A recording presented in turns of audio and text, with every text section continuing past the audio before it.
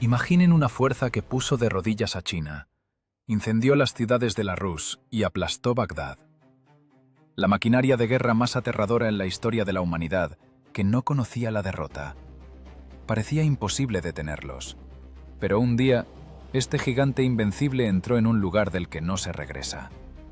En este relato descubrirán cómo 500 formidables barcos de guerra y la élite del ejército conquistador se convirtieron en un montón de escombros humeantes en tan solo un día.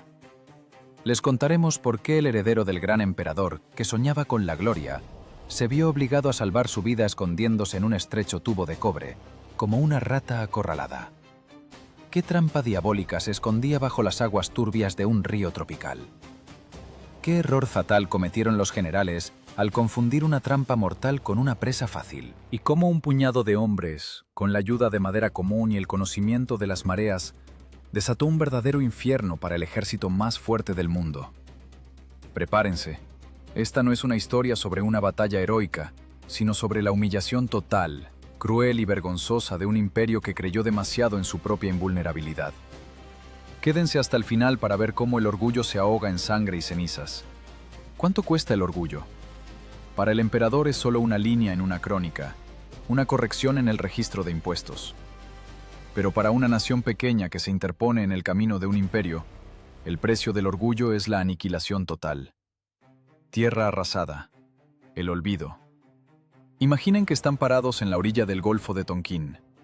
El aire aquí es denso, húmedo, huele a sal y algas podridas. Pero esta primavera, al olor del mar se mezcla algo más. El olor de la muerte inminente. En el horizonte, donde el cielo suele fundirse con el agua, crece una pared. No es un frente de tormenta. Son velas. Cientos de velas. Miles. Una ciudad de madera navegando sobre las olas para reducir su civilización a polvo. Era la primavera del año 1288. El mundo se paralizó. La maquinaria de guerra más temible de la historia de la humanidad, el Imperio Mongol, vino a cobrar deudas. No estaban acostumbrados a escuchar la palabra no. Conquistaron las estepas, quemaron las ciudades de la Rus, pusieron de rodillas a China, aplastaron Bagdad. Sus caballos pisotearon Europa. ¿Y aquí? Aquí hay un pedazo de selva que se atreve a responder. Dai Viet, Vietnam. Para la dinastía Yuan y personalmente para Kublai Khan, esto ya no es solo una guerra por territorio. Es personal. Es una cuestión de prestigio. 2 veces intentaron tomar estas tierras. 2 veces la selva los escupió de vuelta, golpeados y humillados. A la tercera no podía haber error. El imperio no perdona las humillaciones. Esta vez se prepararon. Miren esa armada. Una flota de invasión bajo el mando del príncipe Togán, El hijo del emperador. Un hombre que no necesita demostrar su fuerza, pero que tiene la necesidad vital de demostrar su utilidad. No solo lidera un ejército, es un leviatán flotante. 500 barcos de guerra, 70 enormes barcos de transporte, repletos de grano y armas. Decenas de miles de soldados, caballería mongola, infantería china, mercenarios, ingenieros, arqueros.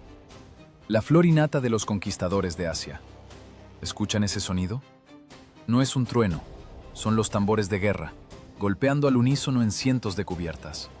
Un sonido que hiela la sangre y hace temblar las piernas de cualquier persona normal. ¿Sienten esa vibración?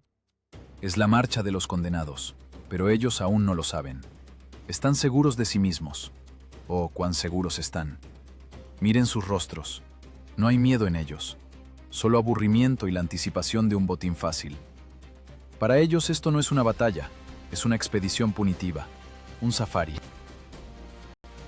miran las aguas turbias del río Bagdang y solo ven puertas abiertas al corazón del país. Ven oro, esclavos y gloria. Piensan que su principal enemigo son unos patéticos soldados vietnamitas con lanzas de bambú. ¡Qué error fatal y monstruoso! La arrogancia es una droga, y Togán ahora está drogado. Mira el mapa y ve flechas que apuntan a la capital. Cree que controla la situación, pero olvidó que en tierra ajena incluso el agua puede ser el enemigo. Ve el río como un camino, pero el río Bagdang no es un camino, es una garganta y está lista para cerrarse. Ahora trasladémonos a la otra orilla, al cuartel general del mando vietnamita. Aquí no hay pánico. Parecería que, al ver tal armada, cualquier general sensato debería ordenar la evacuación, quemar los archivos y huir a las montañas. Pero Tran Hung Dao no huye. Este hombre está hecho de otra pasta. Si los mongoles son fuego, devorador y furioso, entonces él es piedra, una piedra fría, húmeda y resbaladiza contra la que rompen las olas. Él mira el mismo río que Togan, pero ve algo muy diferente. No cuenta los barcos del enemigo, cuenta las horas. Mira la luna, escucha la marea. No hay temblor en sus manos cuando despliega los pergaminos con los informes de inteligencia. El enemigo es fuerte, dicen sus consejeros. Su flota tapa el sol. Tran Hung Dao solo sonríe. ¿Saben qué dice? No es la bravuconería de un loco. Es el cinismo frío de un cirujano que mira al paciente y sabe exactamente dónde hacer el corte para que se desangre en cuestión de minutos. En su llamamiento a los comandantes, su voz no suena como una súplica de salvación, sino como la sentencia de un tribunal. Pregunta a sus hombres. ¿Quieren vivir como esclavos, arrastrándose ante los bárbaros, a cuyos caballos les quedan pequeños nuestros campos de arroz? ¿O quieren que sus huesos se conviertan en abono para nuestra tierra? Es una elección dura, y él sabe la respuesta. Dai Viet no puede ganar en una pelea justa. Seamos realistas. Si la caballería mongola desembarca en tierra firme y se despliega en orden de batalla, es el fin de Vietnam. Es la matemática de la guerra. Masa multiplicada por velocidad y disciplina. En campo abierto los mongoles son invencibles. Sus arcos tienen más alcance, sus sables son más afilados. Su táctica está pulida por décadas de masacres desde el Danubio hasta el Mar Amarillo. Eso significa que no habrá pelea justa. Tran Hung Dao entiende. Para matar a un gigante no se puede jugar con sus reglas. No se le puede golpear en el pecho. Hay que hacerlo tropezar. Hay que convertir su fuerza en su debilidad. Una flota enorme, perfecto. Eso significa que son torpes. Barcos pesados de gran calado, magnífico. Eso significa que dependen del nivel del agua. ¿Quieren una victoria rápida? Les daremos la ilusión de esa victoria.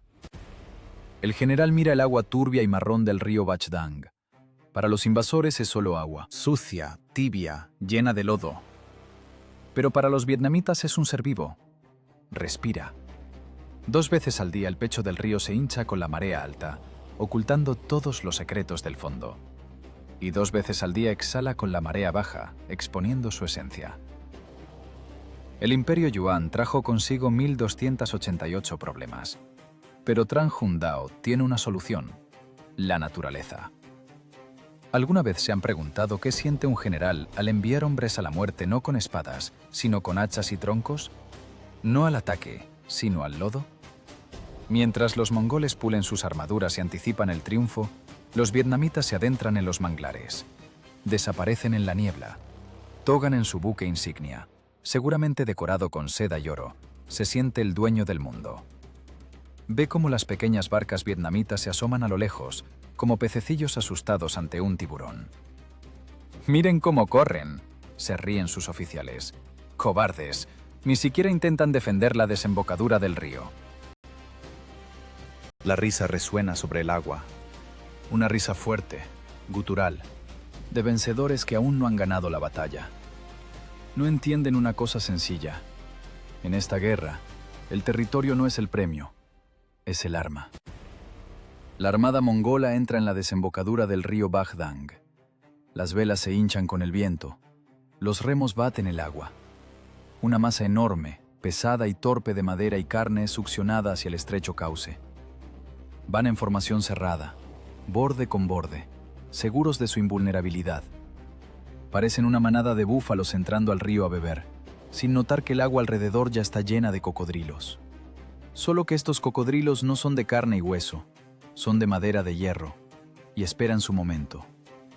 Ninguno de los mongoles mira el agua con atención, y deberían. Si miraran bien, si supieran lo que oculta esa corriente turbia durante la marea alta, sus corazones se detendrían de terror ahora mismo. Pero miran a las orillas, buscan al enemigo allí, pero el enemigo está bajo la quilla. Tran Hung Dao no solo posicionó tropas, preparó el escenario para el mayor truco de magia en la historia militar. Solo que en lugar de sacar un conejo del sombrero, va a sacar una catástrofe. Los vietnamitas conocen el horario de las mareas mejor que sus propios nombres. Saben que ahora el agua está alta. Es amable, es hospitalaria. Deja pasar los barcos profundamente hacia el interior del país, arrullando la vigilancia de los capitanes. «Entren», parece susurrar el río. «Aquí es profundo, aquí es seguro». Es una mentira. Togan da la orden de acelerar la marcha. Le informan que las fuerzas principales de los vietnamitas se retiran. ¿Otra retirada táctica? ¿O una huida de pánico? No le importa. Quiere la cabeza de Tran Hun Dao en una pica. Quiere a Hanoi a sus pies. La codicia le nubla la vista. La visión de túnel es la enfermedad de todos los dictadores y conquistadores. Ve el objetivo, pero no ve la trampa. En el aire hay una tensión densa, como antes de una tormenta. Las gaviotas gritan alarmadas, volando sobre los mástiles. El viento cambia de dirección, pero la inercia de la enorme máquina ya es demasiado grande. Es imposible detenerse. Miles de toneladas de madera y personas corren hacia su destino. Mientras tanto, en lo profundo de la selva, lejos de los ojos de los vigías mongoles, miles de manos se limpian en sudor de la cara. Miles de ojos miran al río con sombría satisfacción. El trabajo está hecho. El escenario está construido. Los actores han tomado sus lugares. Solo falta esperar a que el telón suba, o en este caso, que baje junto con el nivel del agua. Mientras la flota, brillando con esplendor y poder, se adentra en el territorio, bajo la superficie turbia del río, en silencio y oscuridad, duerme un secreto capaz de romperle la columna vertebral al imperio. Un secreto que convertirá la grandeza en ruinas y la marcha triunfal en un baño de sangre. Nadie advirtió a Togan que la entrada a este río es gratis, pero por la salida tendrá que pagar con todo lo que tiene. Y el recaudador de impuestos ya ha comenzado su cuenta regresiva. Las grandes catástrofes no ocurren de repente, se construyen, ladrillo a ladrillo, error tras error, o como en nuestro caso, tronco tras tronco. Mientras los generales mongoles bebían kumis y se repartían la piel del tigre de Dai Viet antes de cazarlo, en el delta del Río Rojo ocurría algo que los analistas militares modernos llamarían un milagro de ingeniería, y los soldados comunes, un infierno de trabajos forzados. Retrocedamos un poco en el tiempo. Unos meses antes de que el horizonte se oscureciera con las velas enemigas. ¿Alguna vez han intentado levantar un tronco de madera de hierro? Los vietnamitas lo llaman lim. No es simple madera, es acero orgánico. Es tan densa que se hunde en el agua como una piedra. No se pudre en décadas. El hacha rebota en ella sacando chispas, y las sierras se desafilan en media hora. Y fue precisamente este material el que Tran Hun Dao eligió para su argumento fundamental en la disputa con el imperio. El general entendía. Combatir a los mongoles en el agua era un suicidio. Sus barcos son más altos, sus bordes más gruesos, sus equipos de abordaje más experimentados. Entonces, hay que hacer que el agua deje de ser agua. Hay que convertir el medio líquido en una muerte sólida que desgarre los fondos. Imaginen la logística de esta operación. No es la construcción de un templo donde se puede hacer ruido y estar orgulloso del trabajo. Es la construcción secreta del siglo. Miles de campesinos y soldados, con el lodo fétido y viscoso hasta las rodillas o incluso el pecho, arrastran esos troncos monstruosos. De noche, en completo silencio. Porque cualquier sonido extra, cualquier luz de antorcha podría atraer a los espías. El imperio Yuan tenía oídos en todas partes. Si Togan se enteraba de las estacas antes de tiempo, el plan se derrumbaría como un castillo de naipes. Miren los planos reconstruidos por los historiadores. No es una empalizada caótica, es un campo minado de la época medieval matemáticamente calculado. Los ingenieros vietnamitas, cuyos nombres la historia no guardó, realizaron un trabajo titánico. Estuvieron el fondo del río Bac Dang como un escultor estudia un bloque de mármol. Conocían cada fosa, cada banco de arena, cada corriente. No clavaron estacas en todas partes. En eso consistía la genialidad. Las colocaron en puntos estrechos estratégicamente importantes, donde el canal obligaba a los barcos a seguir un curso determinado. Los colmillos se clavaban en un ángulo de 45 grados contra la corriente, para que para que cuando el barco a toda velocidad o bajo el efecto de la corriente chocara contra ellos, la estaca no se rompiera, sino que funcionara como un abrelatas, entrando en la madera del casco cada vez más profundo bajo el peso de la propia embarcación.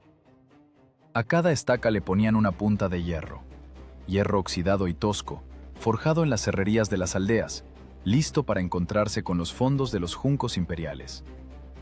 Pero el principal aliado de Tran Hung Dao no son las personas ni el hierro. Su principal aliado cuelga en el cielo, la luna. Los vietnamitas vivieron siglos junto al mar. Conocían el ritmo de las mareas mejor que sus propios latidos. En esta región las mareas son poderosas. La diferencia del nivel del agua puede alcanzar varios metros. El general apostó precisamente a esto. Con la marea alta, el agua sube y oculta completamente los campos de estacas. El río parece inocente, liso, seguro, el camino ideal para la flota. Pero en cuanto comienza la marea baja, el agua se va rápidamente, dejando al descubierto miles de picos afilados. El cálculo era aterradoramente simple: atraer al enemigo a la trampa con el agua alta, cuando las estacas son invisibles, y mantenerlo allí hasta el momento en que la naturaleza tire de la palanca del desagüe. Esto requiere nervios de acero. Si se equivocaban en los cálculos por una hora, los barcos mongoles pasarían sobre las estacas sin tocarlas con sus quillas. Si se equivocaban por 1 metro en la profundidad del clavado, la trampa se convertiría en una cerca inútil contra la que los barcos simplemente chocarían y seguirían nadando. Piensen en lo que sentían esas personas paradas en el agua fría, sus manos en carne viva, las espaldas adoloridas por la carga inhumana, la selva alrededor llena de mosquitos y sanguijuelas. Pero siguen clavando pilotes, golpe tras golpe, el sonido sordo del golpe de madera contra madera, absorbido por la niebla húmeda. Destruyeron bosques enteros para crear este bosque submarino de muerte. 3 campos de barreras, 3 líneas de defensa que deben funcionar como un solo resorte complejo. No era un trabajo para los débiles de espíritu. Cada estaca clavada es una oración para que encuentre su objetivo. Que vengan, seguramente pensaba el viejo veterano, limpiándose el barro de la cara. Que vengan con sus estandartes y corazas doradas. El río nos igualará a todos. Los historiadores a menudo discuten. ¿Sabían los mongoles de tal táctica? Después de todo, medio siglo antes, en el año 938, en este mismo río, No Quyen ya había destruido una flota china de manera similar. ¿Acaso la inteligencia imperial no leía crónicas antiguas? La respuesta es cínica y simple. La arrogancia ciega más que los ojos arrancados. Los mongoles creían que el pasado no importaba. Ellos son la nueva fuerza. Conquistaron el mundo con caballería. ¿Por qué temer a unos palos en el agua? Creían en el tonelaje de sus barcos. Pensaban que sus naves simplemente romperían cualquier obstáculo con su masa. ¡Qué ironía! Precisamente la masa los destruirá. El trabajo está terminado. La última estaca está clavada en el fondo limoso y oculta bajo la capa de agua marrón. El río Bac Dang vuelve a parecer un río tropical común. Corriente perezosa, ramas flotando, garzas en la orilla. Ningún rastro de la construcción gigante. La naturaleza sabe guardar secretos si se llega a un acuerdo con ella. El ejército vietnamita desaparece en la espesura, se disuelve en el paisaje. El silencio se cierne sobre el delta. No es un silencio pacífico, es el silencio de un gatillo amartillado. La trampa está montada, engrasada y lista. El resorte comprimido al límite. Ahora solo se necesita un elemento para que el mecanismo funcione. Se necesita un cebo. Se necesita algo tan tentador, tan irritante, como para obligar a un depredador cauteloso a olvidar sus instintos y lanzarse a la persecución sin mirar por dónde pisa. Tran Hung Dao sabe que el orgullo de Togan es la clave. El príncipe no quiere solo la victoria, quiere la humillación del enemigo. Quiere ver espaldas huyendo, y el general está listo para darle ese espectáculo. ¿Escuchan ese chapoteo de remos? Es la vanguardia vietnamita, ligera y maniobrable, saliendo de sus escondites. Barcos pequeños y ágiles contra fortalezas flotantes. Parece una locura. Como el intento de una hormiga de detener a un elefante. Pero así es como se ve el principio del fin para la gran armada. El sol sale sobre la bahía, iluminando el escenario donde en unas horas se desarrollará uno de los dramas más sangrientos en la historia de las batallas navales. El agua comienza a subir. La marea oculta la muerte bajo su manto, invitando a los invitados a la mesa. Bienvenidos al infierno, señores conquistadores. Tomen sus asientos. La función comienza. La niebla sobre la desembocadura del río Bagdang comienza a disiparse, y lo que se abre a la vista de los vigías mongoles no les provoca miedo, sino una sonrisa despectiva. Al encuentro de la armada más grande del mundo sale una flotilla que parece una broma. Es la vanguardia vietnamita. Barcos ligeros de borda baja, sampanes escurridizos. En comparación con las fortalezas flotantes del Imperio Yuan, parecen barquitos de juguete hechos por niños con astillas. No van en formación regular, no brillan con oro y laca, se ven patéticos. Para el príncipe Togán, parado en el alto puente de su buque insignia, este espectáculo es como un trapo rojo para un toro. Después de meses de una campaña agotadora, tras enfermedades, calor y emboscadas interminables en la selva, el enemigo finalmente se dignó a salir a aguas abiertas. Ahí están, como en la palma de la mano. Sin árboles tras los cuales esconderse, sin senderos de montaña, solo agua y madera. Mírenlos, seguramente piensan los capitanes mongoles. ¿Han venido a rendirse o son simplemente locos buscando una muerte rápida? Los vietnamitas no se rinden, comienzan el ataque, pero es un ataque extraño. Se acercan a la distancia de vuelo de una flecha, lanzan una salva débil, gritan insultos y, de inmediato, dan la vuelta. Comienza un espectáculo digno de un premio a la mejor actuación en un drama bélico. Los remeros vietnamitas se apoyan en los remos, fingiendo pánico. Sus barcos zigzaguean, chocan, la formación se desmorona. Es la clásica imitación de huida. El truco más antiguo, que los mismos mongoles usaron cientos de veces en las estepas, atrayendo a caballeros europeos y príncipes rusos bajo el golpe de sus arqueros. Qué ironía del destino. El pueblo que conquistó el mundo con retiradas fingidas ahora cae en el mismo truco. ¿Por qué? Porque en el agua no están en casa. En el agua, sus instintos de lobos esteparios se atrofian. Aquí solo ven lo que quieren ver. Un oponente débil y roto que huye con el rabo entre las piernas. Togan da la orden que tanto esperaba Tran Hung Dao. ¡Adelante! ¡Alcanzar y destruir! ¡Sin piedad! El imperio se pone en movimiento. Imaginen ese sonido. Miles de tambores marcan el ritmo. Decenas de miles de remos golpean el agua. Enormes velas con dragones se llenan de viento. La armada, pesada e inerte, comienza a ganar velocidad. Parece una avalancha bajando de las montañas. Detenerla ya es imposible. Los pesados juncos de guerra y los barcos de transporte se lanzan a la persecución de los vietnamitas que huyen. La codicia les nubla la vista. Cada capitán quiere ser el primero en chocar con la proa contra la popa del enemigo, el primero en tomar un trofeo. La formación se rompe. La disciplina, por la que eran famosos los mongoles, se disuelve en el frenesí de la caza.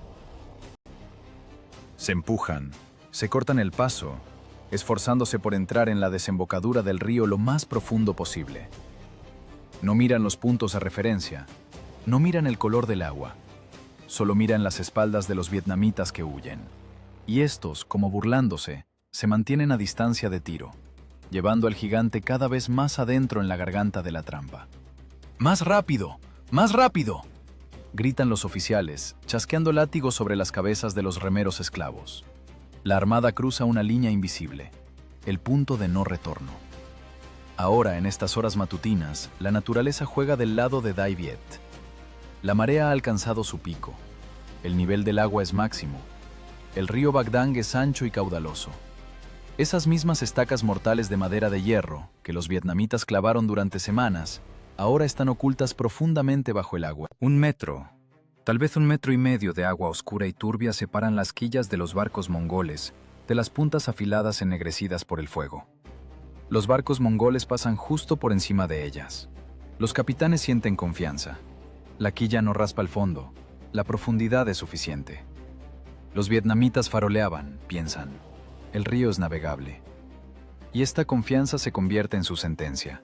Entran en el mismo centro del campo minado preparado. Cientos de barcos se amontonan en el estrecho espacio de la desembocadura, como sardinas en lata. Maniobrar aquí ya es casi imposible, pero mientras avancen no importa. Imaginen esta magnitud. Toda la flor innata de la flota Yuan, todo el orgullo del emperador, todos los recursos gastados en esta guerra, ahora están en un estrecho corredor de agua. Es un triunfo de la logística convertido en una pesadilla logística. La flota mosquito vietnamita continúa su retirada de pánico, arrastrando al enemigo hacia posiciones preestablecidas.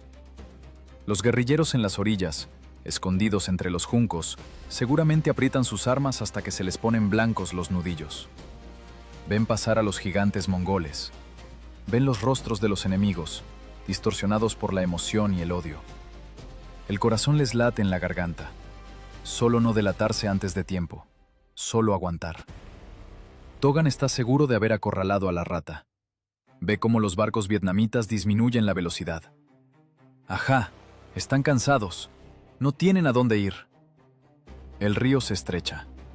Ahora los barcos pesados se les echarán encima con toda su masa y los aplastarán como cáscaras. Ya se imagina escribiendo el informe a su padre. Victoria total. La flota rebelde destruida en sus propias aguas. Pero no nota un detalle.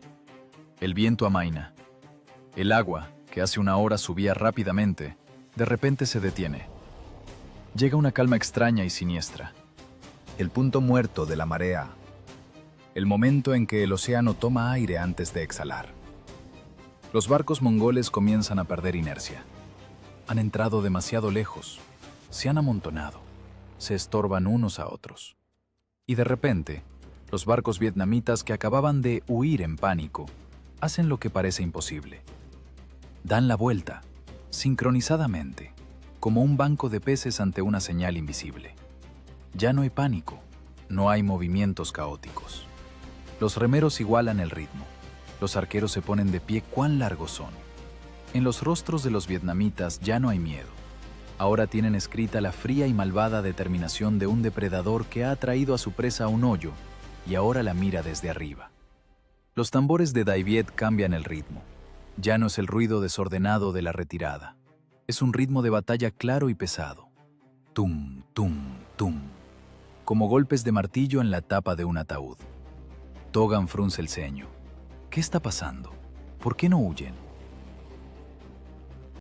¿Por qué dieron la vuelta justo delante de las narices de una armada capaz de reducirlos a polvo?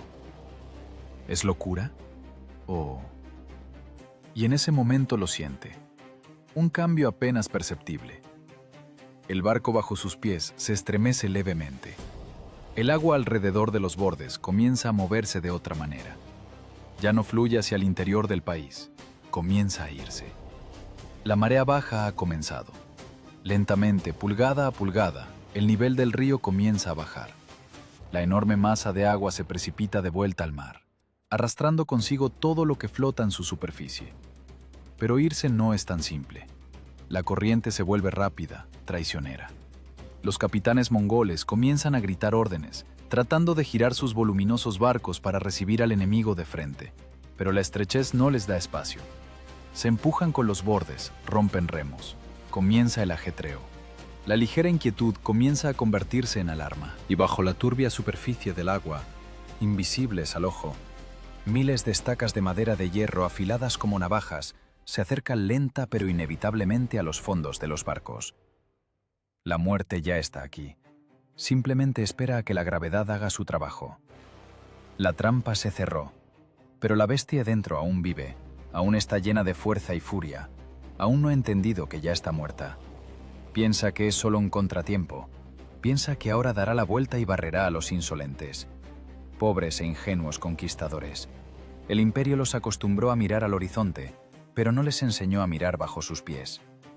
Y en este río, en esta tierra, son precisamente la tierra y el agua las que dictan las reglas. El tiempo se acabó. El océano reclama su agua de vuelta y no tiene intención de devolver los barcos.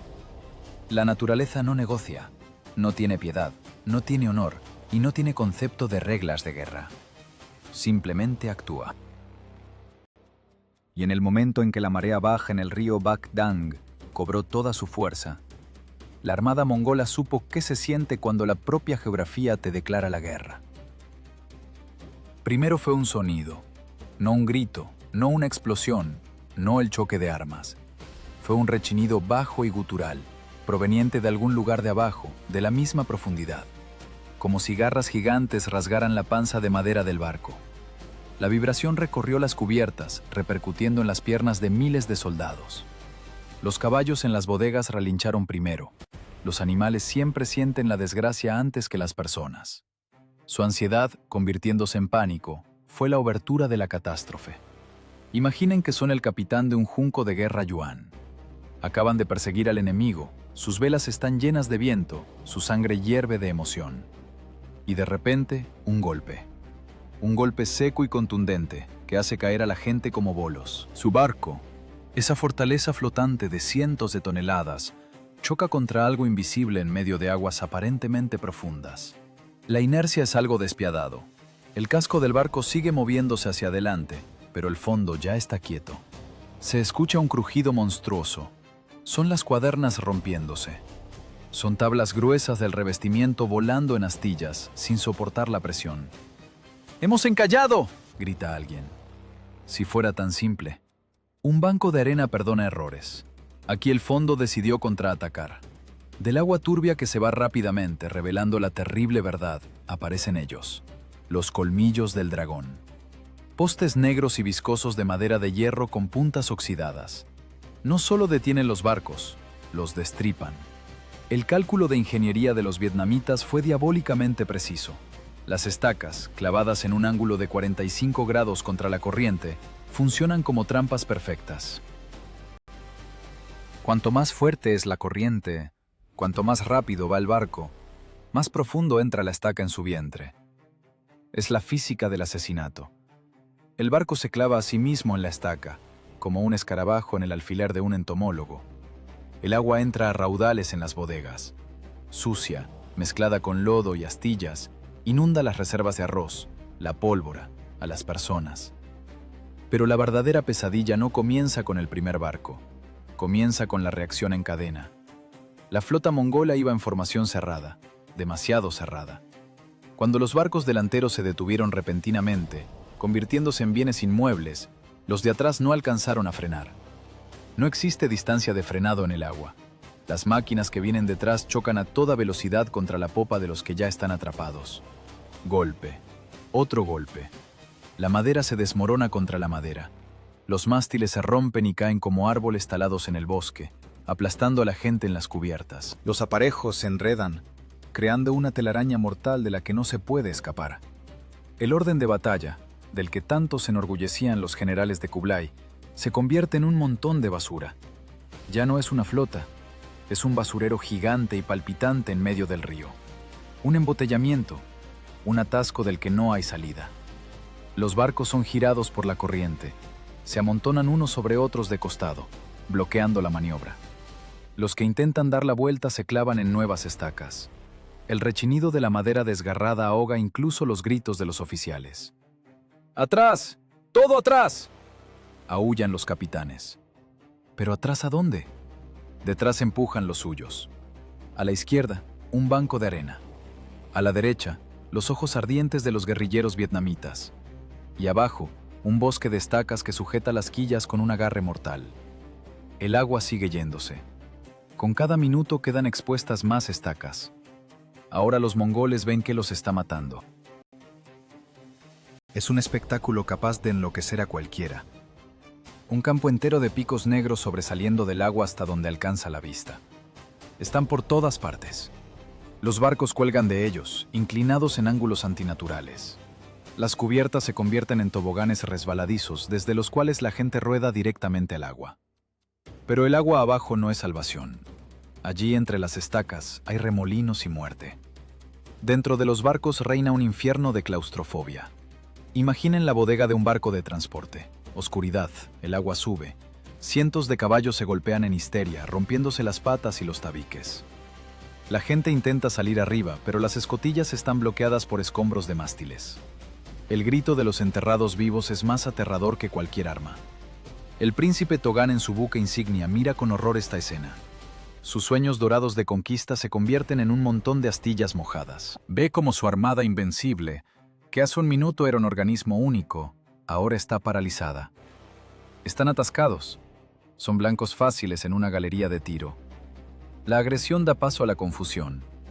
El ejército más grande del mundo, acostumbrado a la guerra de maniobras en la estepa, resultó estar emparedado en cajas de madera en medio del río. Tienen espadas, pero ¿a quién cortar? Tienen arcos, pero ¿a quién disparar? El enemigo no va al abordaje. El enemigo simplemente les permitió matarse a sí mismos. Es un nocaut psicológico. Los soldados ven como sus barcos, símbolo de su poder y seguridad, los traicionan. El suelo se va debajo sus pies. Literalmente, los barcos inclinados tiran a los arqueros al agua, donde las pesadas armaduras los arrastran al fondo en segundos. Los mongoles intentan empujarse con bicheros del fondo, de otros barcos, de las mismas estacas. Inútil. La madera de hierro sujeta fuerte. El río Baghdán se ha aferrado a la garganta del Imperio Yuan y no tiene intención de soltar la mandíbula. En el aire cuelga el pesado olor a madera húmeda y miedo. El pánico es una enfermedad contagiosa y aquí, en la estrechez de los barcos entrelazados, la epidemia se propaga instantáneamente. La disciplina que se mantenía por el miedo a los comandantes se derrumba ante un enemigo más terrible, la inevitabilidad. Los oficiales pierden el control. Las órdenes se ahogan en el estruendo general de la catástrofe. Alguien intenta bajar los botes, pero se rompen contra los costados de los barcos vecinos o se clavan en las mismas estacas omnipresentes. No hay salvación. Precisamente en este momento, cuando el caos alcanzó su apogeo, cuando los mongoles entendieron definitivamente que estaban en una trampa, llega una pausa siniestra. Los barcos vietnamitas, que los llevaron hasta aquí, se quedaron quietos a lo lejos. No atacan, esperan algo. ¿Qué? El viento cambia. Ahora sopla en la cara de la flota inmovilizada. Y junto con el viento llega un nuevo olor. Acre, dulzón, inquietante. Olor a resina y azufre. Los que pasaron guerras en China conocen ese olor. Saben lo que significa. Y si hasta este momento los mongoles sentían miedo, ahora los invade un terror helado. Porque estar atrapado en una caja de madera en medio del río es malo, pero estar atrapado en una caja de madera cuando se acerca fuego hacia ti es una sentencia. Trang Hung Dao no solo los detuvo, los preparó, como un plato. Y ahora llegó el momento de encender el horno. La trampa se cerró definitivamente. La llave fue tirada al agua turbia. No hay salida. Solo queda esperar el final. Y será brillante. ¿Alguna vez han visto arder el agua? Es poco probable. Es un espectáculo antinatural. El agua debe apagar, salvar, dar frescura. Pero en el río Baghdán, las leyes de la física cedieron lugar a las leyes del odio. Primero apareció el humo. Espeso, negro, grasiento, que cubrió el sol, convirtiendo el mediodía en crepúsculo. Y luego, de ese crepúsculo, salió flotando la muerte. Balsas de fuego. No es una solución de ingeniería compleja. Es una crueldad primitiva pero absoluta. Toscos atados de bambú y madera seca, generosamente regados con resina, grasa de cerdo y aceite. Los vietnamitas les prendieron fuego río arriba y simplemente los empujaron al agua. El resto lo hicieron el viento y la marea. El viento, que esa mañana hinchaba las velas de los mongoles llevándolos a la victoria, ahora se convirtió en su verdugo. Empujó las plataformas ardientes directo al centro de la armada amontonada e inmovilizada. Imaginen ese momento. Miles de mongoles en las cubiertas ven acercarse una pared de fuego. No pueden moverse. Sus barcos están clavados en estacas, enganchados por mástiles, bloqueados por vecinos. Ven su destino y se acerca a la velocidad de la corriente del río.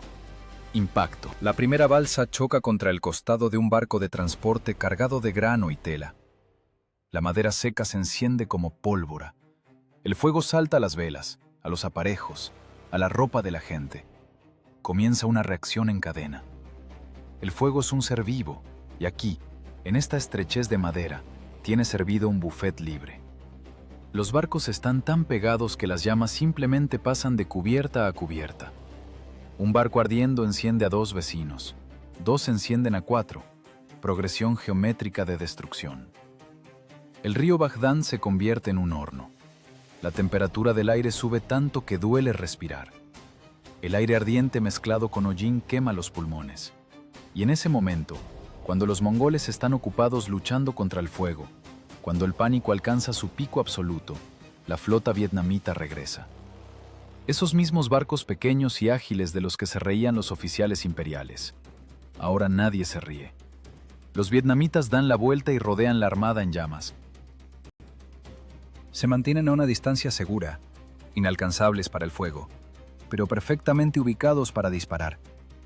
El cielo se oscurece por las flechas. No es una forma de hablar. Miles de flechas caen sobre las cubiertas, encontrando sus objetivos entre las figuras que corren en el humo. Los mongoles no tienen dónde esconderse. De un lado una pared de fuego, del otro una lluvia de hierro. Clic, silbido, golpe, clic, silbido, golpe. El ritmo monótono de la matanza. Los vietnamitas no tienen prisa. ¿Para qué? El enemigo no irá a ninguna parte. Ya no es una guerra. Es una galería de tiro. Es una limpieza. El general Tran Hun Dao no solo vence al enemigo, lo aniquila. Su plan no contemplaba tomar prisioneros. Los equipos de abordaje de Dai Viet, esos diablos marinos, comienzan su trabajo. Se acercan a los barcos extremos que aún no están envueltos en llamas, pero ya están atascados. En sus manos no tienen espadas, sino garfios y machetes cortos. Conocen estas aguas, conocen sus barcos. Saltan a las cubiertas de los altos juncos como gatos. El combate cuerpo a cuerpo en condiciones de incendio es la quinta esencia del caos. Los mongoles, los mejores guerreros de la estepa, aquí son indefensos. Sus arcos largos son inútiles en la estrechez. Sus pesadas armaduras, que salvan del sable, aquí se convierten en un ancla. Resbalaste en la cubierta mojada y bañada en sangre, y eres cadáver. Caíste por la borda y te vas al fondo como una piedra. Muchos mongoles saltan al agua ellos mismos, salvándose del calor. Pero el agua no los recibe. El río hierve por los escombros ardientes que caen, y en el agua los esperan. Los soldados vietnamitas con lanzas rematan a los que intentan salir a flote. ¿Han escuchado alguna vez la expresión ríos de sangre? Usualmente es una metáfora, pero los cronistas afirman que ese día el agua en la desembocadura del río Bac Thang realmente cambió de color. Una estela rosada se extendía por kilómetros río abajo, mezclándose con ceniza negra y gris. Fue la deconstrucción total de un mito. El mito de la invencibilidad del Imperio Yuan. Miren ese barco en el centro del atasco. En el puente hay un oficial con rica armadura. Grita, agita la espada, intenta reunir a la gente. Pero nadie lo escucha. El rugido de las llamas ahoga todo. El mástil, debilitado por el fuego, cae con estruendo atravesando la cubierta, rompiendo la columna al barco y a las personas. El oficial desaparece en una nube de chispas. Es el fin de la estructura de mando. El ejército se convirtió en una multitud. La multitud se convirtió en una manada de animales enloquecidos. El instinto de conservación borra la lealtad, el honor y la disciplina. La gente pelea entre sí por un lugar en un bote que en un minuto se volcará de todos modos. La escena recuerda al inframundo pintado por un artista loco. Gritos de moribundos, crujido de madera, siseo de vapor cuando el fuego toca el agua. Y sobre todo esto, la mirada impasible de los arqueros vietnamitas, enviando metódicamente flecha tras flecha a este caldero. ¡Ríndanse!, podría haber gritado alguien misericordioso, pero aquí no hay misericordia. Dai Viet soportó amenazas demasiado tiempo. Demasiadas veces quemaron sus casas. Ahora devuelven la deuda, con intereses, fuego por fuego. Es el infierno en el agua. Un crematorio flotante para decenas de miles de almas que vinieron aquí por gloria fácil y encontraron solo una muerte caliente y dolorosa. Las tropas de choque vietnamitas usan largas varas de bambú especiales, con ganchos para arrastrar a los mongoles desde los bordes directo al agua. Parece casi como pesca. Una pesca terrible y sangrienta donde nadie necesita la captura. A mitad del día, el orgullo de la flota de Kublai dejó de existir como unidad militar. Era simplemente un cementerio en llamas. Pero incluso en el infierno, hay quienes intentan sobrevivir. El príncipe Togan aún está vivo. Su buque insignia, gracias a su tamaño y posición en el centro de la formación, aún no se ha quemado hasta los cimientos, aunque el fuego ya lame sus costados. A su alrededor hay guardaespaldas fieles que entienden: en el agua no hay salvación. La flota está condenada. Los barcos se hunden o arden. Quedarse aquí significa quemarse vivo o ir a alimentar a los peces. Solo hay una oportunidad fantasmal: la tierra. La orilla del río parece cercana. Allí, tras la franja de lodo y juncos, se ve suelo firme. Allí no hay fuego. Allí no hay estacas que perforen el fondo. Allí se puede poner de pie, sacar la espada y morir como un guerrero, y no como una rata en un barril. Togán toma una decisión. Abandona su magnífico barco. Abandona la mayor parte de su ejército a morir en el fuego. Él y los restos de su guardia de élite se pasan a los botes ligeros sobrevivientes o simplemente saltan al agua, intentando llegar a la orilla. Piensan que lo peor ya pasó. Piensan que escaparon de la trampa de fuego. Tontos. Cambian una muerte por otra. Huyen de una casa en llamas directo a las fauces de un tigre. Miran la verde selva en la orilla y ven en ella la salvación. Pero la selva de Daiviet no salva a los extraños. La selva los devora. El agua a sus espaldas sigue ardiendo, pintando el cielo con los colores del apocalipsis. Y adelante los espera una pared verde. Y esa pared también tiene ojos, y también tiene dientes. El desembarco en la orilla no es el fin de la pesadilla, es el comienzo de su segundo capítulo. Sus pies tocan tierra firme, pero no hay alegría, solo hay reflejo de vómito. La gente cae de cara en el lodo gris y pegajoso, escupiendo agua salada y hollín. Se arrastran como anfibios lejos del río en llamas, lejos de los gritos de sus camaradas a quienes el fuego termina de comer. Bienvenidos a tierra firme. ¿Pensaron que era la salvación? Se equivocaron. Solo cambiaron la forma de ejecución.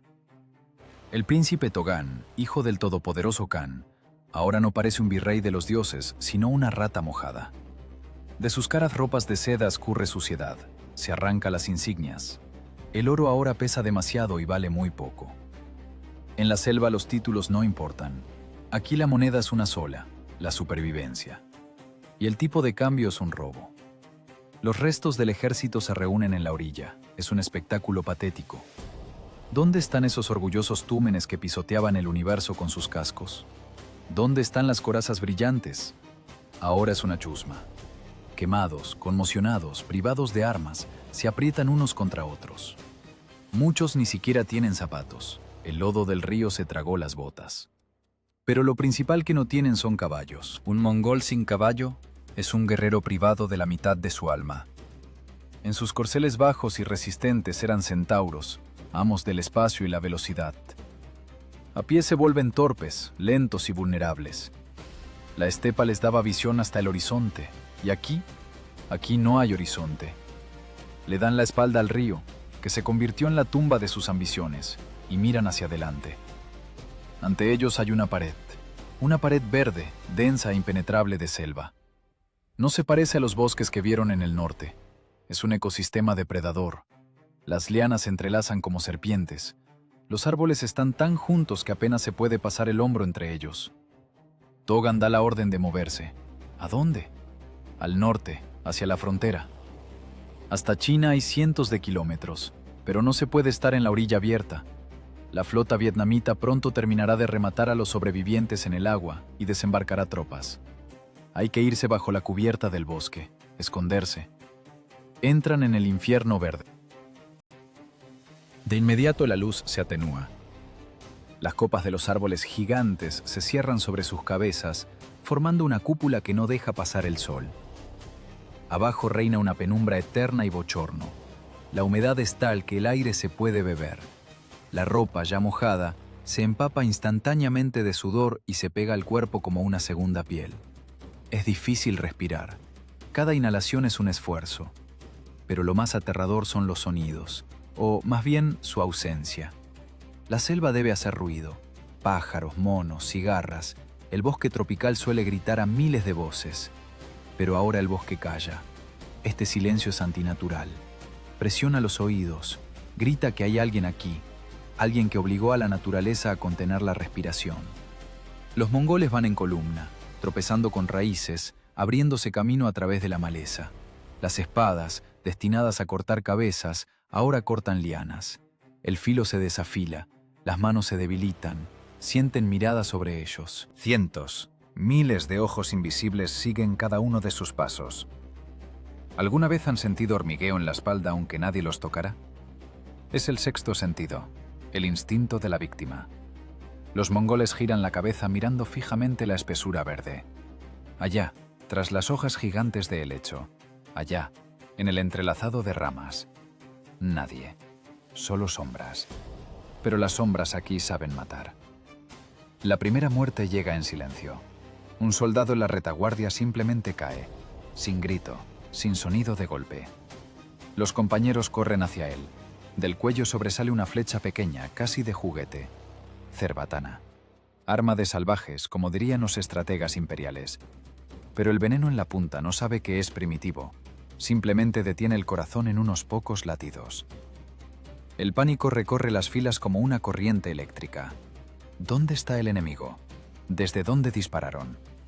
Los soldados levantan los arcos, pero no hay objetivos. ¿Disparar a los arbustos? Es solo gastar flechas, de las cuales ya quedan pocas. Aceleran el paso, pero el bosque no deja correr. El suelo podrido resbala bajo los pies. Las espinas rasgan la ropa y la piel. Los insectos, mosquitos, hormigas, bichos zumbadores, se lanzan sobre la sangre fresca. Los vietnamitas no entran en combate abierto. ¿Para qué? Están en casa. Conocen cada sendero, cada barranco. Son fantasmas. Aparecen por un segundo, asestan un golpe y desaparecen. Silbido. Otro hombre cae agarrándose el muslo. Una lanza salió de la hierba densa, atravesó la pierna y desapareció junto con el dueño. El herido grita. Su grito resuena bajo las bóvedas del bosque, delatando la posición del destacamento aún más fuerte. Togan entiende. No solo los persiguen, los están arreando, como los batidores arrean a la bestia en la caza. La presión psicológica aumenta con cada minuto. El ejército mongol está acostumbrado a ser el cazador. Están acostumbrados a ver el miedo en los ojos del enemigo. Y aquí no ven ni siquiera al enemigo mismo. Pelean contra el vacío, contra el susurro del follaje, contra su propia sombra. Eso vuelve loco.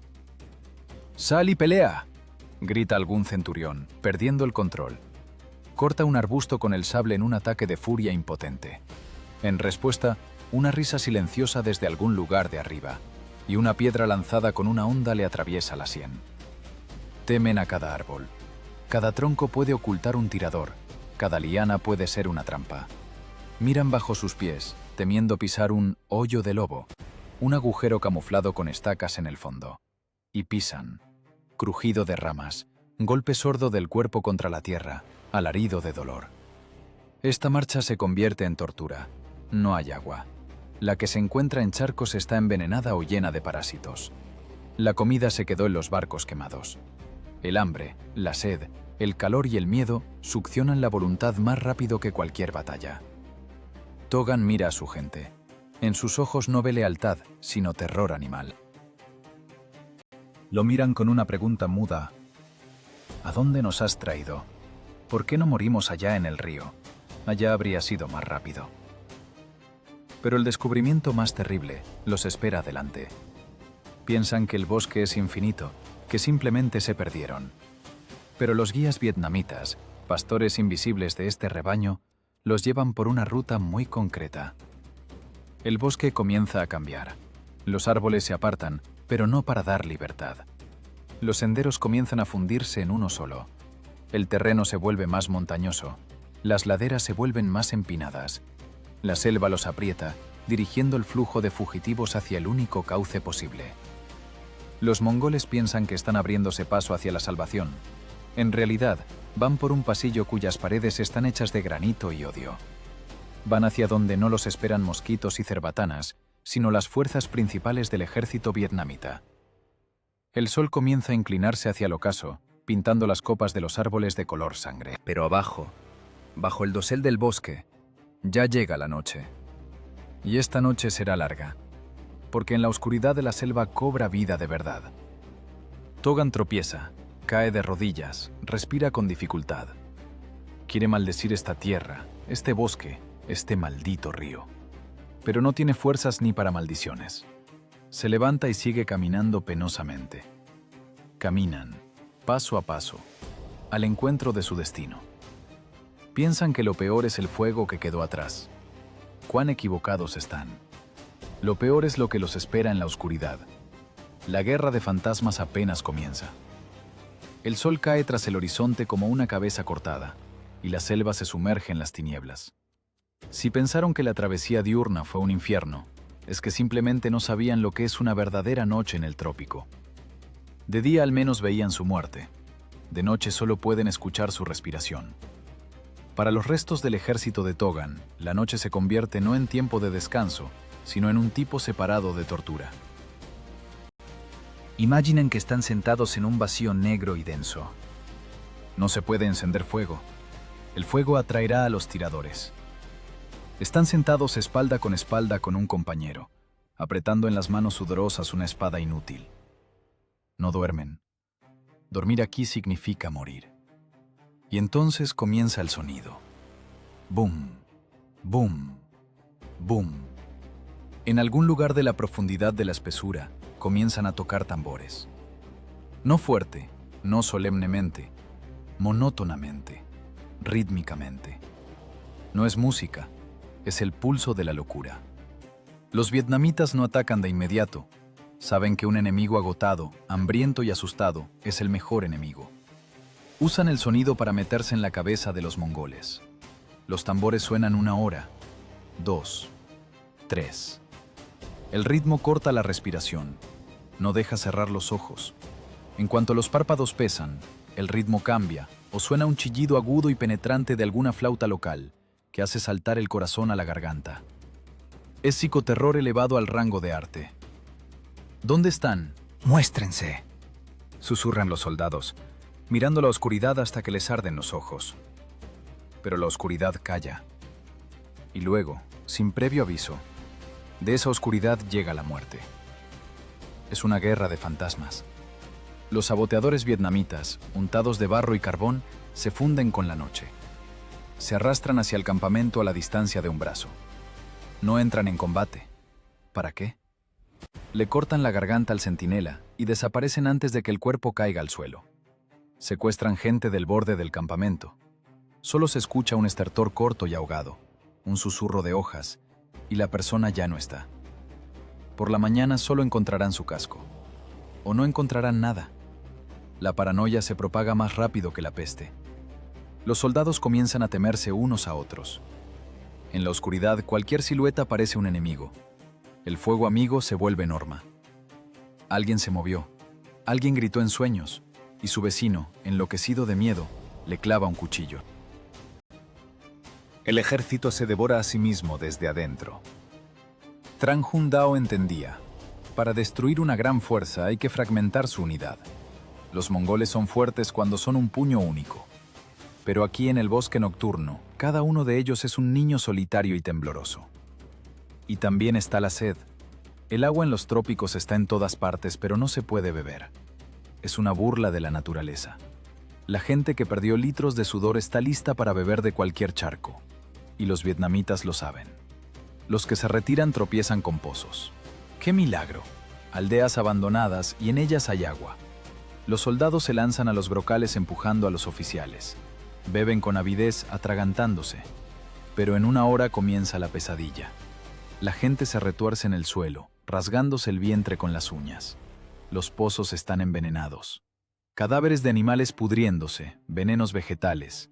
Los guerrilleros convirtieron las fuentes de vida en copas de veneno. Es la táctica de tierra arrasada. Solo que aquí está arrasada la posibilidad misma de sobrevivir. Los que no murieron de inmediato envidian a los muertos. La disentería y la fiebre diezman las filas más eficazmente que las flechas. El ejército arrastra tras de sí una cola de enfermos, gimiendo y muriendo. No se les puede abandonar. Eso socavaría el espíritu aún más. Pero arrastrarlos es imposible. Los oficiales de Togan intentan mantener al menos alguna apariencia de orden. ¡Mantener la formación! ¡No dispersarse!, sisean. Pero la disciplina es un concepto de un mundo donde hay desayuno, ropa limpia y esperanza. Aquí, en el mundo de sombras y dolor, solo funciona el instinto. El enemigo está en todas partes y en ninguna. Los vietnamitas no solo conocen el bosque, ellos son el bosque. Se mueven por las copas de los árboles. Los mongoles escuchan un susurro arriba, levantan la cabeza, pero solo ven ramas negras sobre el fondo del cielo negro. y desde allí les caen redes invisibles, piedras pesadas u ollas con serpientes. Es una guerra de nervios. Cada segundo de espera del golpe agota más que el golpe mismo. Caminan y esperan. Esperan. Esperan. Se estremecen por la caída de una rama seca. Están listos para gritar de tensión. Y cuando finalmente llega una flecha, algunos sienten alivio. Por fin. El fin. Hacia la mañana los tambores callan, pero el silencio es aún más aterrador, porque el amanecer revela un cuadro horroroso. La gente ve cuántos quedan. Ven los cadáveres de los que murieron en la noche por veneno o cuchillo. Ven los lugares vacíos donde dormían sus amigos. El ejército se derrite. No está derrotado en una batalla general. Se evapora. Togan, con los ojos rojos de insomnio, mira el mapa que hace mucho se convirtió en un pedazo de papel inútil. Los senderos dibujados allí no existen. Los puntos de referencia mienten. El bosque cambia, como un organismo vivo, acorralándolos en la dirección necesaria. Los mongoles piensan que eligen el camino. ¡Qué ingenuidad! Los llevan. Los exploradores vietnamitas, pastores invisibles, con cuidado, con pinchazos de flechas y senderos falsos, dirigen esta masa enorme y sangrante de gente hacia un punto concreto. Los soldados caminan con la cabeza baja. Ya no miran a los lados. No tienen fuerzas para tener miedo. Solo les queda el hábito mecánico de mover los pies. Izquierda, derecha. Izquierda, derecha. Hasta caer. Sueñan con una batalla, con una pelea justa pared contra pared. Que los enemigos sean 10 veces más, pero que sean visibles, que salgan al campo.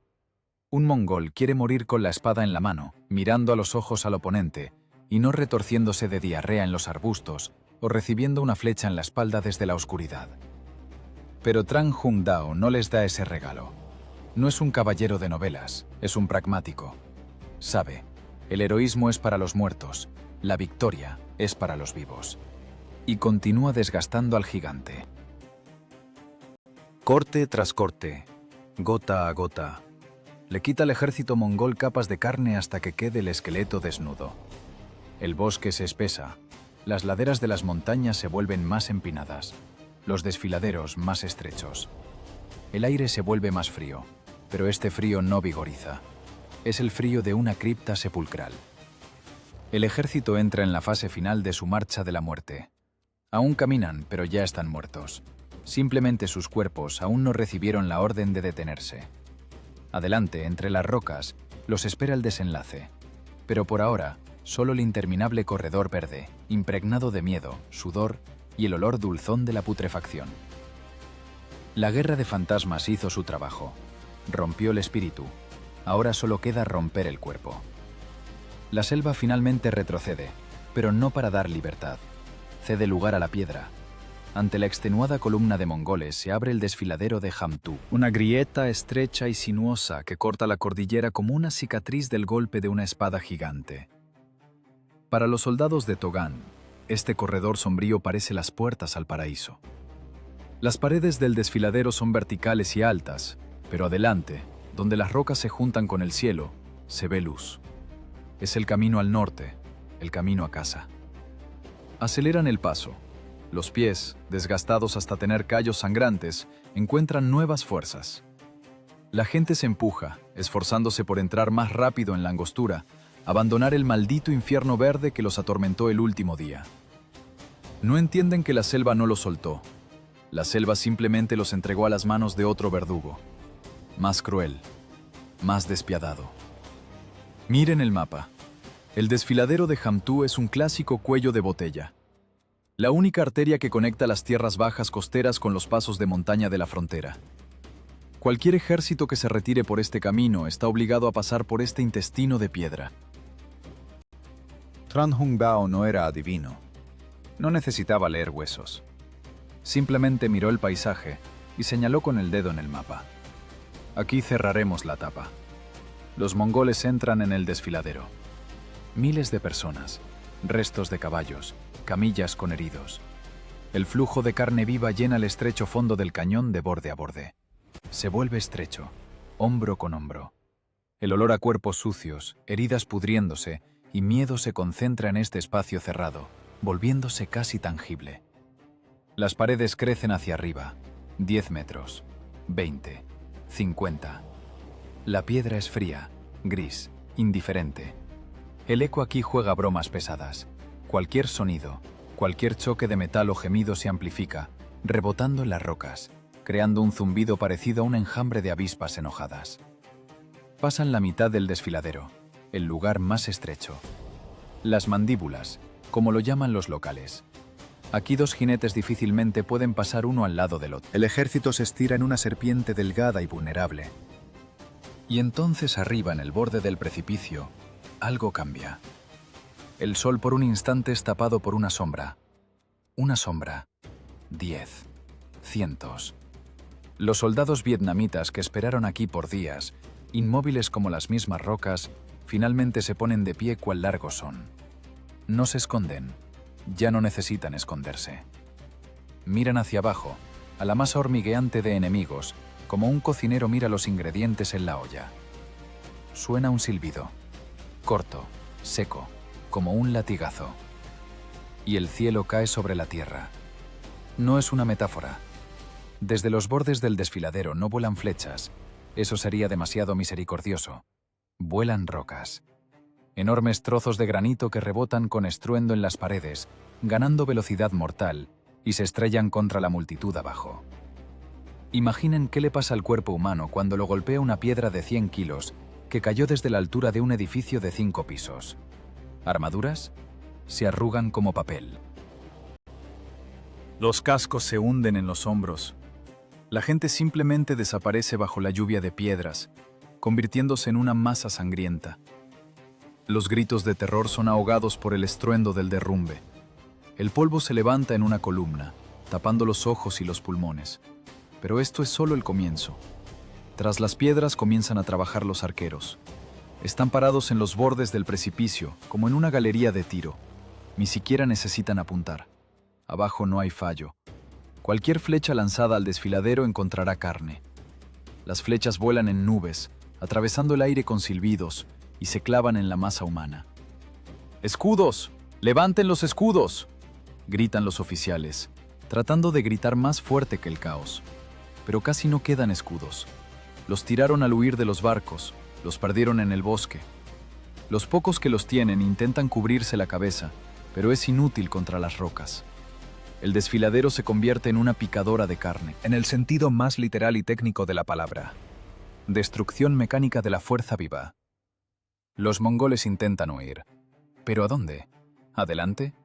Allí hay un derrumbe. Los tapadores vietnamitas derrumbaron la roca, bloqueando la salida. ¿Atrás? Allí empujan los suyos, los que aún no entraron en la zona de impacto y no entienden qué pasa. Las filas traseras empujan a las delanteras directo bajo la lluvia de piedras. Comienza una estampida. La muerte más terrible no es por la espada del enemigo, sino por la bota del camarada. La gente cae, derribada por el pánico, y ya no se levanta. Miles de pies los pisotean en el suelo pedregoso. Los caballos, enloquecidos por el ruido y el dolor, se golpean en la estrechez, pateando y mordiendo a todos alrededor. Los huesos se rompen con un crujido seco que se ahoga en el aullido general. Es la claustrofobia hecha realidad.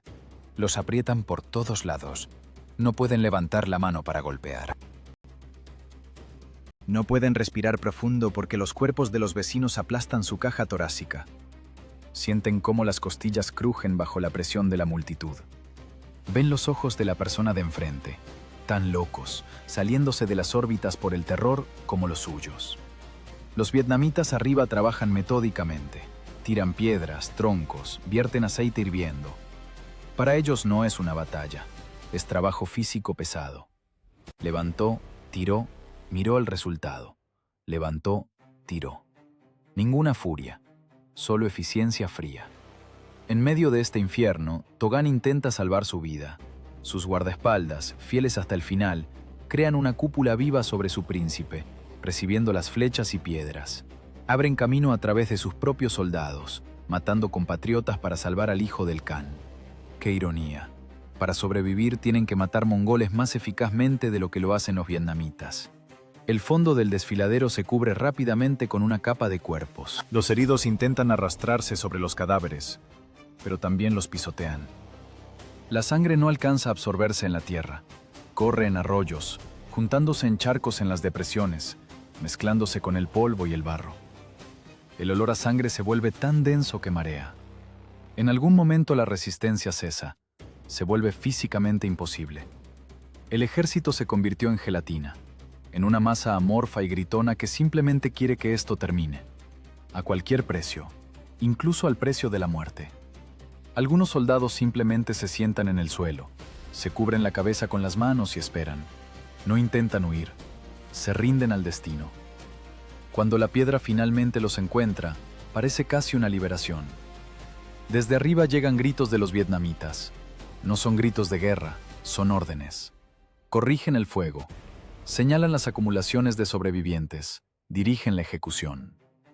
¡Mírenlos!, podría haber dicho Tran Hung Dao si hubiera estado parado al borde del precipicio. Miren a los conquistadores del universo. En la estepa eran leones, aquí son ratas en un balde. El desfiladero de Jamtú fue el acorde final en la sinfonía de la derrota. Si en el río Bach Dang fue destruida la flota, aquí fue destruido el espíritu. Aquí murió no solo un ejército, aquí murió una idea. La idea de que se puede venir a este país con espada e irse impune. Pasan las horas. Los gritos se vuelven más silenciosos. No porque el enemigo se fuera, sino porque ya no hay quien grite. La lluvia de piedras cesa. Los arqueros ahorran flechas, casi no quedan objetivos. Abajo, en la penumbra del desfiladero, yace una montaña de cuerpos destrozados. Se mueve. Alguien gime. Alguien intenta salir de debajo de los escombros. Pero no hay salida. La botella está cerrada con corcho, y adentro solo hay muerte. Los pocos que logren arrastrarse fuera de esta masacre, incluido el mismo Togán, ya nunca serán los mismos. Dejarán en este desfiladero no solo a sus amigos y su honor. Dejarán allí su cordura. Las mandíbulas de Jamtú se cerraron, y cuando se abran, escupiendo los restos, el mundo verá que de la gran armada quedó solo una masa sangrienta y una lección para los descendientes. Nunca se arrinconen si no están seguros de que las paredes de ese rincón no pertenecen a su enemigo. Mientras tanto, en el cuartel de los vencedores ya preparan mensajeros. La noticia de lo que ocurrió en estas montañas debe volar a todos los rincones del mundo más rápido que el viento. El titán cayó, y el estruendo de su caída se escuchará incluso en las yurtas de la lejana Mongolia.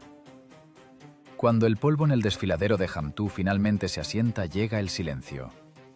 Pero no es ese silencio reverente que hay en los templos. Es un vacío ensordecedor y vibrante que llega cuando ya no hay nadie para gritar. La batalla terminó. Comenzó la agonía. Si quieren entender la verdadera magnitud de la catástrofe, no mire las montañas de cadáveres. Los cadáveres callan. Miren a los vivos. Miren al hombre que todavía ayer se consideraba el virrey de Dios en la tierra. El príncipe Togán, hijo del gran Kublai Khan, comandante de la armada que debía poner de rodillas al sudeste asiático. Ahora huye. No se retira manteniendo el orden de batalla. No tiene estandartes, no tiene tamborileros marcando el paso. Ni siquiera tiene caballo. El gran príncipe se abre paso a través de los arbustos, desollándose las manos hasta sangrar, resbalando en el barro. Sus lujosas armaduras, decoradas con cincelado de oro, están tiradas en algún lugar a kilómetros atrás, en una zanja al lado del camino. Las tiró como una serpiente muda a la piel vieja, porque cuando te persigue la misma muerte, el oro pesa demasiado. Tira hacia la tierra, y él quiere vivir. Las leyendas dicen que el miedo de Togán era tan grande que en algún momento se escondió en un tubo de cobre para salvarse de las flechas vietnamitas. Imaginen esa imagen. El heredero del imperio, señor de millones, acurrucado en una tripa de metal oscura y sofocante, temblando por cada sonido afuera. Si es verdad o una sátira malvada de los vencedores ya no importa. Lo importante es que esta imagen se convirtió en el epitafio de toda la invasión. La grandeza del imperio mongol, que se construyó durante décadas, aquí, en los bosques de Dai Viet, se comprimió al tamaño de un tubo de cobre. Los restos de su ejército, esos pocos afortunados que lograron escapar de la trampa de fuego en el río y del saco de piedra en las montañas, ya no parecen personas, son sombras. Sus ojos están vacíos. En ellos no hay ni furia, ni siquiera deseo de vengarse. En ellos solo hay instinto animal, primitivo, llegar a la frontera, llegar a China. Caminan sobre los cadáveres de sus camaradas. El camino de retirada se convirtió en una línea punteada de armas abandonadas y cuerpos muertos. A los heridos ya no los cargan, los dejan. Los que caen se quedan tirados. Nadie da la mano. La ley de la manada en acción. Sobrevive el que corre más rápido. Los vietnamitas los persiguen hasta la misma frontera, pero no entran en grandes combates. Simplemente arrean a los que huyen, como pastores arrean el ganado a latigazos. Quieren que estas personas regresen a casa. ¿Para qué? Es el cálculo cruel de Tran Hun Dao. El enemigo muerto es simplemente un muerto. No contará nada. Pero el enemigo roto, humillado, lisiado, que regrese a China y cuente lo que vio, es un arma. Testigos vivos de la pesadilla. Que cuenten en las guarniciones del Imperio Yuan cómo arden los barcos en el agua. Que cuenten cómo la selva se come túmenes enteros. Que siembren las semillas del miedo en los corazones de aquellos que aún solo sueñan con conquistas. Togan alcanza la frontera. Cruza la línea que separa el infierno del imperio. Pero no siente alivio. Porque sabe, la prueba más terrible lo espera adelante. Tendrá que mirar a los ojos a su padre. ¿Cómo explicar a Kublai, señor de medio mundo, que lo perdiste todo? ¿Cómo explicar que 500 barcos de guerra se convirtieron en leña? Que decenas de miles de los mejores guerreros, veteranos de la conquista de Song, ahora alimentan peces y gusanos en tierra ajena? Que el tesoro se vació en millones de liang de plata y a cambio el imperio recibió solo vergüenza. Es el colapso no solo de una campaña militar, es el colapso de un mito. Durante décadas el mundo vivió con la convicción de que los mongoles eran invencibles, que la resistencia era inútil, que si el Khan chasqueaba los dedos, las ciudades caerían. Este mito era su arma principal. El miedo abría las puertas de las fortalezas incluso antes de que las máquinas de asedio comenzaran a trabajar. Y he aquí, un pequeño país en la periferia del mundo habitado tomó este mito y lo rompió sobre la rodilla. Resulta que los demonios del inframundo también son personas de carne y hueso. Se ahogan cuando sus barcos están perforados. Arden cuando los riegan con aceite. Huyen cuando tienen miedo.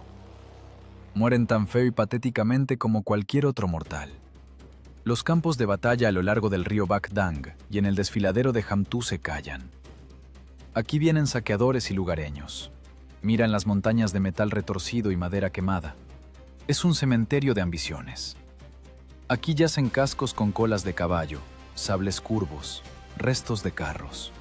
Todo aquello de lo que el imperio se enorgullecía, con lo que asustaba al mundo. Ahora es simplemente basura. Chatarra oxidada que pronto devorará la selva. Los vencedores no organizan desfiles lujosos sobre los huesos. Los vietnamitas son demasiado pragmáticos para esto. Comienzan la limpieza. Los cuerpos deben ser quemados o enterrados para que no comience una epidemia. El río debe ser limpiado de barcos hundidos para volver a pescar. La vida continúa. Pero el aire ha cambiado. En él ya no hay olor a fatalidad. ¿Alguna vez han visto caer un árbol gigante? Primero se escucha un crujido, luego se inclina largamente como de mala gana, y solo al final se derrumba con un estruendo que hace temblar la tierra. El imperio mongol aún está en pie, aún es enorme y peligroso. Pero aquí, en Vietnam, le cortaron las raíces. Togan, sucio, andrajoso, privado de honor, va hacia el norte. Está vivo, pero tal vez envidia a los que se quedaron en el río, porque sus tormentos terminaron, y a él le toca vivir con esta vergüenza hasta el final de sus días. Le toca vivir con el recuerdo de cómo llevó a la armada invencible a las fauces del dragón, y el dragón cerró las mandíbulas. El titán no solo tropezó, el titán cayó de cara en el barro, y todo el mundo escuchó ese golpe. Esta guerra demostró que el tamaño no importa si no tiene cerebro, que la fuerza bruta se rompe contra la flexibilidad, que 1 millón de soldados son impotentes contra un general que sabe escuchar a su tierra. Kublai Khan en su palacio en Dadu aún no sabe los detalles. Espera mensajeros con la noticia de la victoria. Espera regalos y esclavos.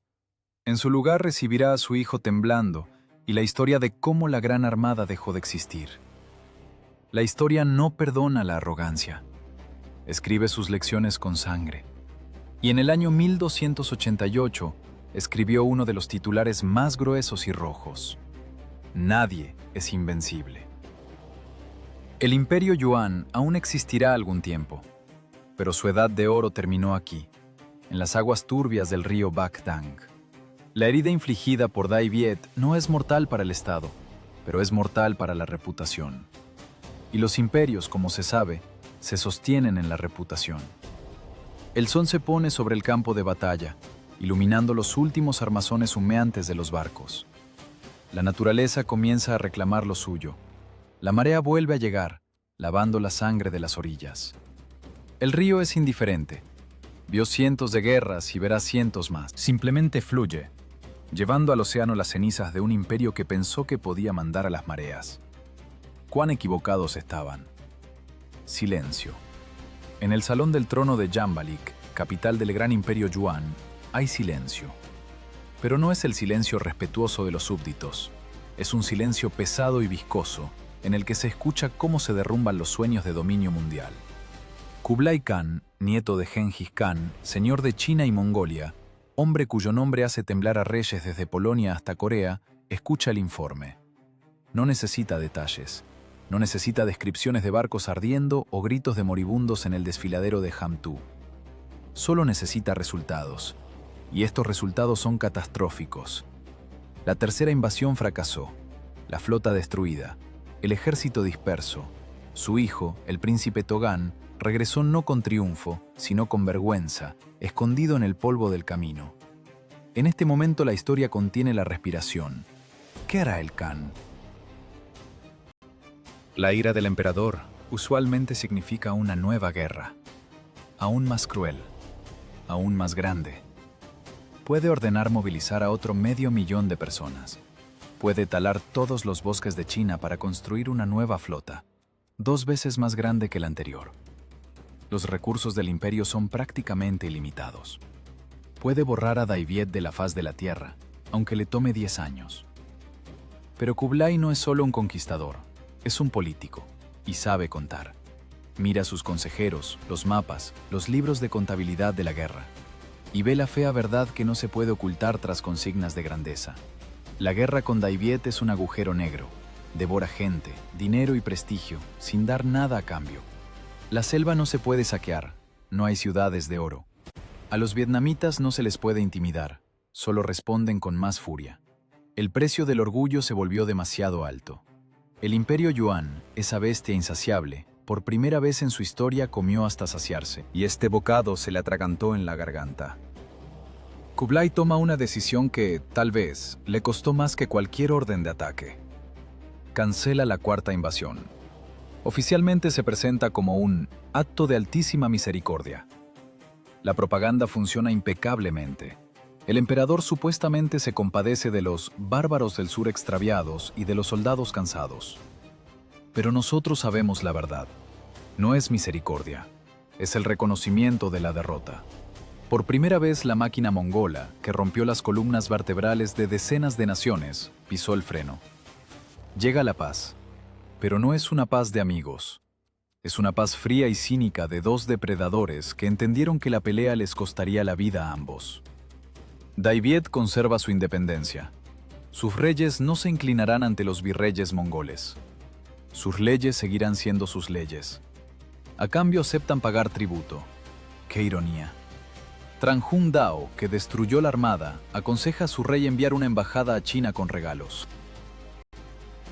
Los vietnamitas envían oro, elefantes, joyas. Incluso envían estatuas de oro de su monarca, como diciendo: «Mira, Gran Khan, nos inclinamos ante ti», simbólicamente.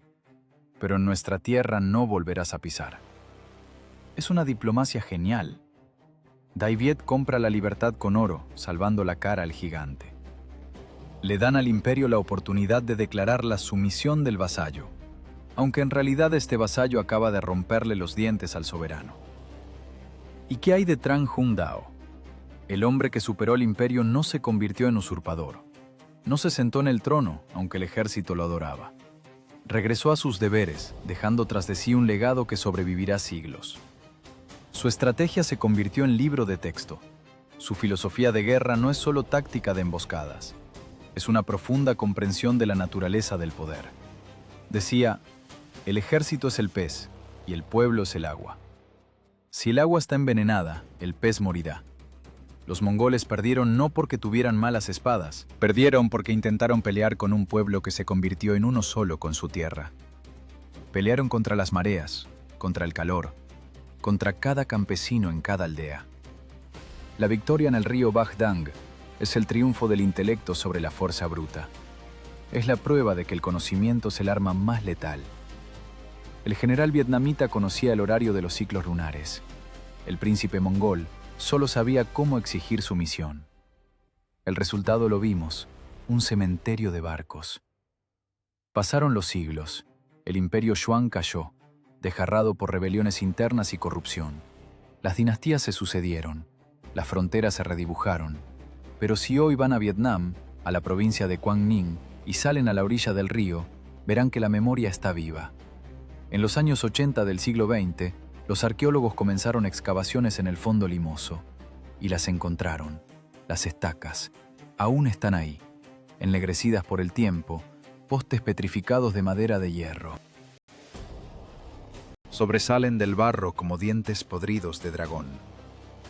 El análisis de radiocarbono lo confirmó. Son esos mismos pilotes. Año 1288. Pueden tocarlos. Sientan esa textura. No es solo madera. Es evidencia material de ese día cuando David le rompió la columna a Goliat.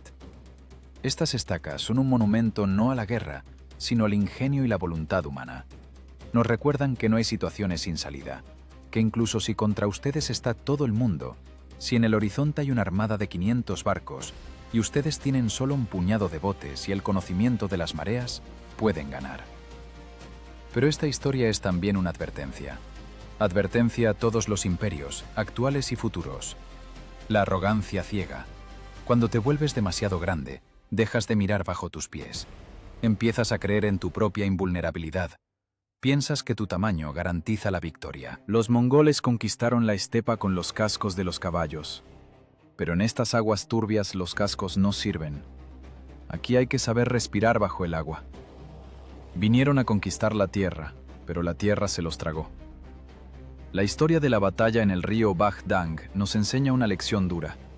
El tamaño del ejército no importa si el general es un idiota. La superioridad tecnológica no importa si no entienden el entorno en el que pelean. Y lo más importante, es imposible vencer a un pueblo que está dispuesto a convertir su propio río en una tumba con tal de no vivir de rodillas. Y ahora háganse una pregunta, mirando esta lección histórica. Imaginen una balanza. En un plato, las ambiciones del emperador, su deseo de poseer el mundo, su orgullo herido. En el otro, decenas de miles de vidas quemadas en el fuego, ahogadas en el lodo, aplastadas por las piedras. ¿Valió el orgullo del Khan esa sangre? El imperio mongol recibió una lección de humildad, pero pagó por ella con una generación de hombres jóvenes que nunca regresaron a casa. Dai Viet obtuvo la libertad, pero pagó por ella con años de terror y devastación. En la guerra no hay verdaderos ganadores, solo hay sobrevivientes, y están los que recordaron la lección.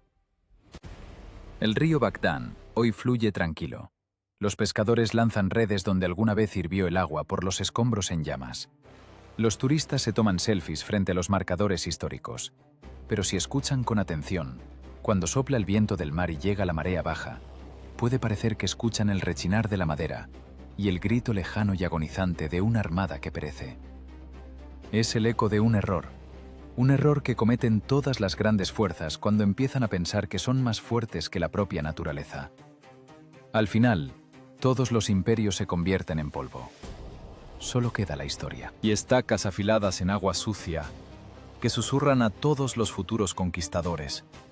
Inténtenlo, arriésguense, pero no olviden mirar el horario de las mareas.